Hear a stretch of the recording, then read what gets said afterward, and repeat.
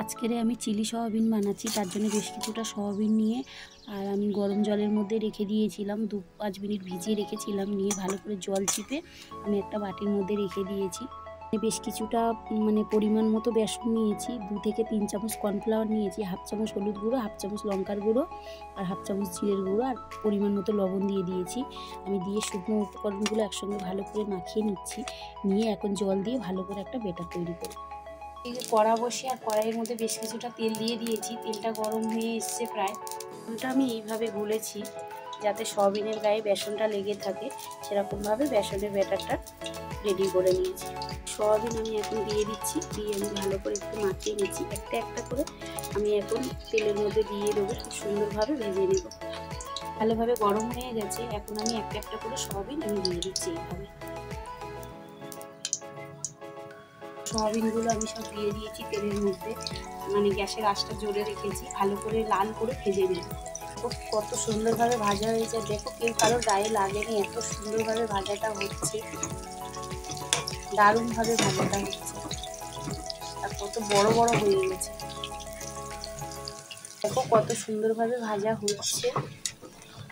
আমি এখন তুলে দেবো। এটা ভাজা বেশ ভালোভাবে ভাজাটা হয়ে গেছে।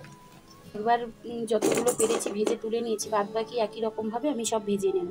বড়াগুলো ভাজা হয়ে গেছিলো, আমার ফোনে চার্জ ছিল না বলে আমি ভিডিওটা করতে পারিনি।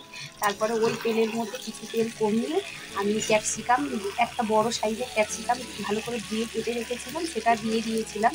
দিয়ে আর নুন, হলুদ, কাশ্মীরি লঙ্কার গুঁড়ো, লাল লঙ্কার গুঁড়ো, আমি সব কিছু দিয়ে ভালো করে নেড়ে চেড়ে একটু আদা স্ক্র্যাপারে ঘষে দিয়েছিলাম সব কিছু। তারপর ক্যাপসিকামটা দিয়ে সব কিছু ভালো করে ভেজে নিয়েছিলাম। নিয়ে ভেজে রাখা সয়াবিনটা ওর মধ্যে দিয়ে পরিমাণ মতো টমেটো সস আর 1 চামচ দিয়েছি ভিনেগার আর দিয়েছি সয়া সস 1 চামচ দিয়েছি। দিয়ে আমি ভালো করে নেড়েচে নিয়েছি। এখন পরিমাণ মতো অল্প একটু জল দিচ্ছি, একদম হাফ বাটি জল দিচ্ছি আমি, যেহেতু সয়াবিনটা আছে একটু জল না দিলে হবে না। চিলি সয়াবিন বানাচ্ছি আর বানাচ্ছি পোলাও রাত্রে খাওয়ার জন্য। আমার ননদরা এসছে, আমার বরের খুব শরীর খারাপ, ননদ এসছে, ভাগ্নি এসছে, আর ওর জন্য রাত্রের খাবার বানাচ্ছি।